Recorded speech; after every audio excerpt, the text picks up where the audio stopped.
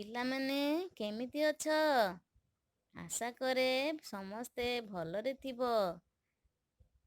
ତମେ ତ ଜାଣିଛ କରୋନା ମହାମାରୀ ରୋଗ ସମଗ୍ର ପୃଥିବୀକୁ କବଳିତ କରି ରଖିଛି। ତେଣୁ ତୁମେମାନେ ଅଯଥା ବାହାରକୁ ବାହାରିବ ନାହିଁ। ସର୍ବଦା ମୁହଁରେ ମାସ୍କର ବ୍ୟବହାର କରିବ। ବାହାରୁ ବୁଲାବୁଲି କରି ଆସିଲେ ହାତକୁ 20 ସେକେଣ୍ଡ ପର୍ଯ୍ୟନ୍ତ ସାବୁନରେ ଧୋଇବ। ଯଥା ସମ୍ଭବ ସାମାଜିକ ଦୂରତା ଅବଲମ୍ବନ କରିବ। ତମେ ତ ଜାଣିଛ ଏହି କରୋନା ଯୋଗୁଁ ସ୍କୁଲ କଲେଜ ସବୁ ବନ୍ଦ ରହିଛି। ତମମାନଙ୍କର ପାଠପଢ଼ାରେ ବ୍ୟାଘାତ ସୃଷ୍ଟି ହେଉଛି। ସେଥିପାଇଁ ସରକାର ଅନଲାଇନରେ ଶିକ୍ଷା ଗ୍ରହଣ କରିବାର ଏକ ସୁଯୋଗ ସୃଷ୍ଟି କରିଛନ୍ତି।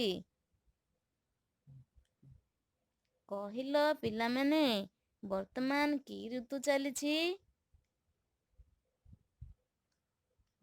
ବର୍ଷା ଋତୁ।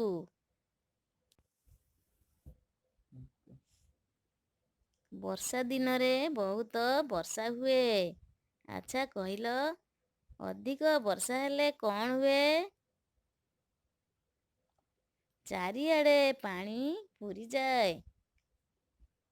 ନଦୀ, ନାଳ, ପୋଖରୀ, ବିଲ, ବାଡ଼ି ଚାରିଆଡ଼େ ପାଣି ହିଁ ପାଣି ଦେଖାଯାଏ।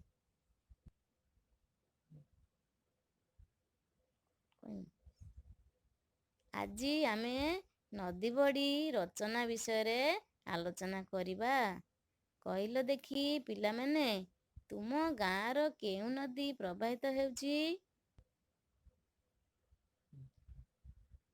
ବୈତରଣୀ।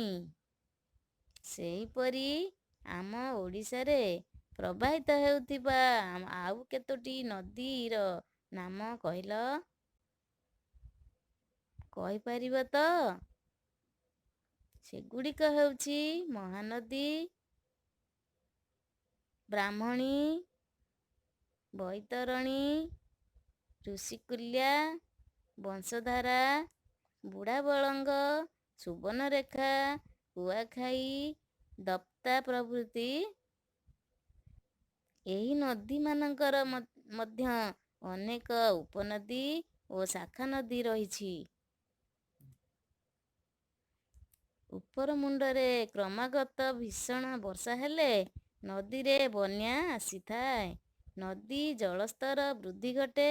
ଏହାର ସ୍ରୋତ ପ୍ରଖର ହୋଇଯାଏ।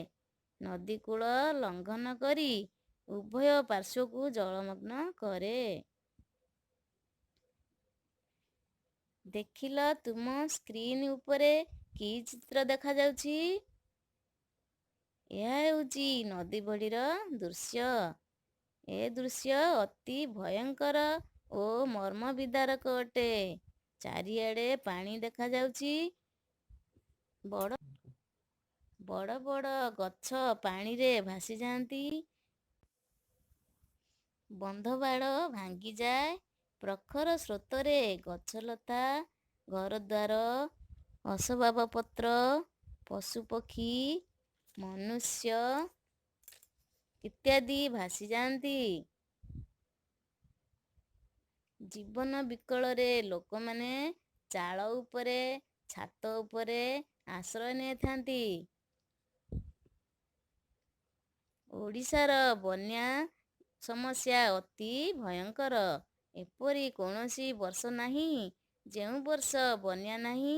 ବନ୍ୟା ହେବା ଦ୍ୱାରା ଓଡ଼ିଶାର ବହୁ ଜନଜୀବନ ନଷ୍ଟ ହୁଏ। ଏବେ ବନ୍ୟାର ପ୍ରତିକାର ପାଇଁ ରାଜ୍ୟ ସରକାର ବହୁବିଧ ପଦକ୍ଷେପ ଗ୍ରହଣ କରିଛନ୍ତି। ହୀରାକୁଦଠାରେ ମହାନଦୀର ଉପରେ ବନ୍ଧ କରାଯାଇ ବନ୍ୟାକୁ କିଛି ମାତ୍ରାରେ ପ୍ରତିରୋଧ କରାଯାଇ ପାରୁଛି। ସେହିପରି ଓଡ଼ିଶାରେ ବହୁ କ୍ଷୁଦ୍ର ଓ ମଧ୍ୟମ ନଦୀବନ୍ଧ ଯୋଜନା କାର୍ଯ୍ୟକାରୀ କରୁଛି। ତମେ ତ ନଦୀ ଜଳ ବିଷୟରେ ଜାଣିଲ। ଏହା କେତେ ଭୟଙ୍କର ତୁମେମାନେ ଉପଲବ୍ଧି କଲ? ହଉ ପିଲାମାନେ, ଆଜି ଏତିକିରେ ରହିଲି। ତୁମେମାନେ ଘରେ ରହି ମନ ଦେଇ ପାଠ ପଢ଼ୁଥିବ, ଗୁରୁଜନଙ୍କ କଥା ମାନିବ।